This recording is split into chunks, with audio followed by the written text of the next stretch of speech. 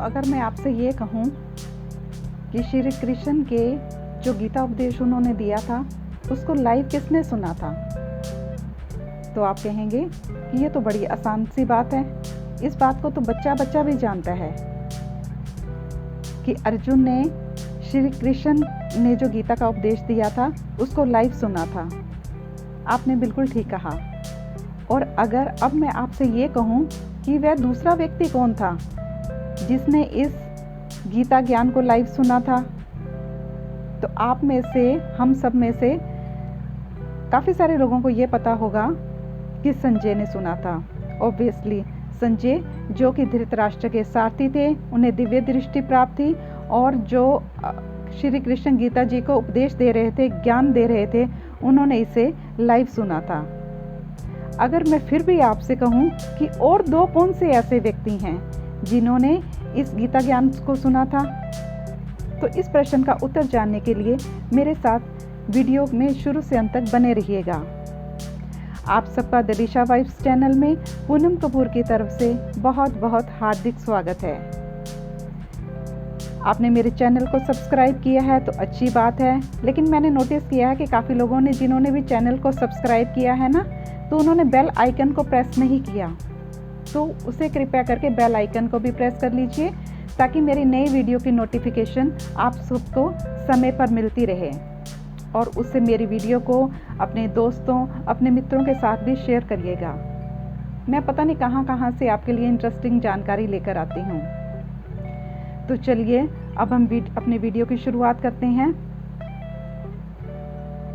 एक बार महात्मा बुद्ध किसी गांव में जाते हैं। जब वो गांव में जाते हैं और लोगों को पता चलता है कि महात्मा बुद्ध जी आए हैं, तो लोग अपने घरों से निकल के वहां पर आ जाते हैं। काफ़ी सारी भीड़ वहां पर इकट्ठी हो जाती है और लोग अपनी अपनी समस्याएं लेकर आते हैं, क्योंकि वो अपनी समस्याओं का समाधान उनसे चाहते थे। तो लोग एक एक करके अपनी समस्याओं के बारे में उनसे प्रश्न करते हैं और अपनी समस्याओं के समाधान लेकर अपनी जिज्ञासा को शांत करके वहाँ अपने अपने घर को शाम तक लौट जाते हैं। तो ऐसा ही एक इंसान चुपचाप कोने में ना ये सब होते हुए देख रहा था। वो देख रहा था कि काफ़ी लोगों की भीड़ इकट्ठी है, लोग अपनी अपनी समस्याओं को लेकर आ रहे हैं, उनसे प्रश्न कर रहे हैं और अपनी जिज्ञासा को वो शांत कर रहे हैं। तो सुबह से शाम तक ना वो ये सब देखता ही रहा। जब वो देखता है कि लोग अपने घरों को लौट गए हैं, तो वो महात्मा बुद्ध जी के पास आता है और महात्मा बुद्ध जी को कहता है कि गुरुदेव, मैं आपसे एक प्रश्न पूछना चाहता हूँ। महात्मा जी कहते हैं, पूछिए।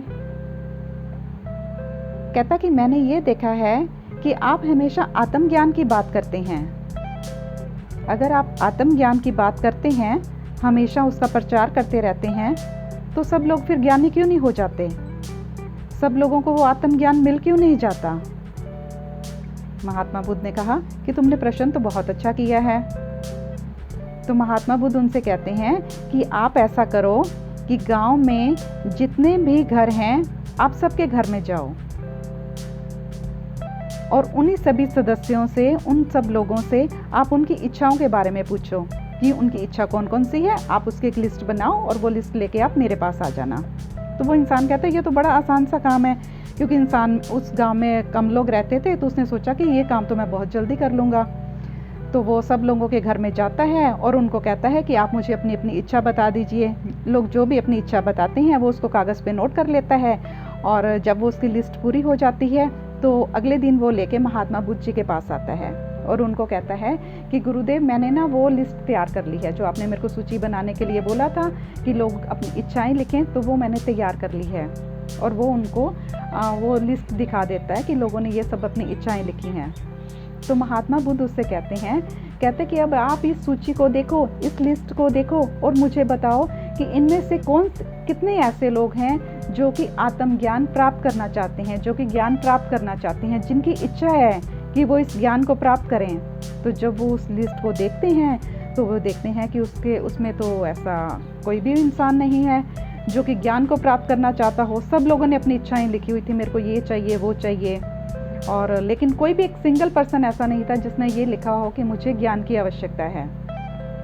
तो महात्मा बुद्ध ने कहा कि मिल गया तुम्हें अपने प्रश्न का उत्तर कि आत्मज्ञान लोगों को मिल तो सकता है, मैं लोगों को तो देना तो चाहता हूँ, लेकिन लोग उसे लेना ही नहीं चाहते। अभी कहीं जाइएगा मत, कहानी अभी बाकी है, मेरे साथ बने रहिएगा। वीडियो के शुरू में मैंने आपसे कहा था कि ऐसे कौन से दो लोग थे। पहले तो मैंने आपको बताया कि अर्जुन और संजय थे जिन्होंने गीता ज्ञान को सुना था, श्री कृष्ण जी के मुख से लाइव सुना था। अब मैं आपसे पूछती हूँ कि ऐसे दो और कौन से व्यक्ति थे जिन्होंने श्री कृष्ण जी के उपदेश को लाइव सुना था? जानते हैं आप लोग?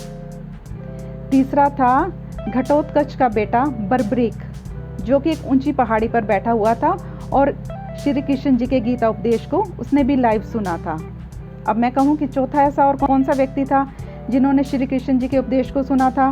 वो स्वयं हनुमान जी थे, जो कि अर्जुन के रथ पर विराजमान थे। अब आपको पता चला? अब आप कहेंगे कि बर्बरीक कौन था? वो घटोत्कच का बेटा था, और घटोत्कच भीम का बेटा था। भीम के बारे में सबको मालूम है, इस बात को आप ध्यान रखिएगा। तो महात्मा बुद्ध ने कहा कि अब तुम्हें पता चल गया कि मैं तो ज्ञान देना चाहता हूं, लेकिन लोग इस ज्ञान को लेना ही नहीं चाहते। इसलिए अगर आप सफलता की आशा रखते हैं, किसी चीज की आशा रखते हैं, तो आप अपना निरंतर प्रयास करते रहिएगा। कुछ लोग प्रयास करते हैं कुछ पाने के लिए, लेकिन कुछ समय के बाद फिर उसको छोड़ देते हैं। उन्हें लगता है कि वो इसे प्राप्त नहीं कर सकते। लेकिन जब तक हम अथक प्रयास नहीं करेंगे, उसके बारे में नहीं सोचेंगे, तो सफलता हमें नहीं मिलेगी। तो सफलता पाने के लिए, किसी भी चीज़ को पाने के लिए, किसी भी वस्तु को पाने के लिए, अपने उद्देश्य को प्राप्त करने के लिए हमेशा लगे रहिएगा। आपने मेरी वीडियो को शुरू से अंत तक देखा, इसके लिए मैं आप सबका बहुत बहुत धन्यवाद करती हूँ। और मेरे चैनल में इसी तरह से हमेशा मेरे साथ बने रहिएगा। आप सबका बहुत बहुत धन्यवाद।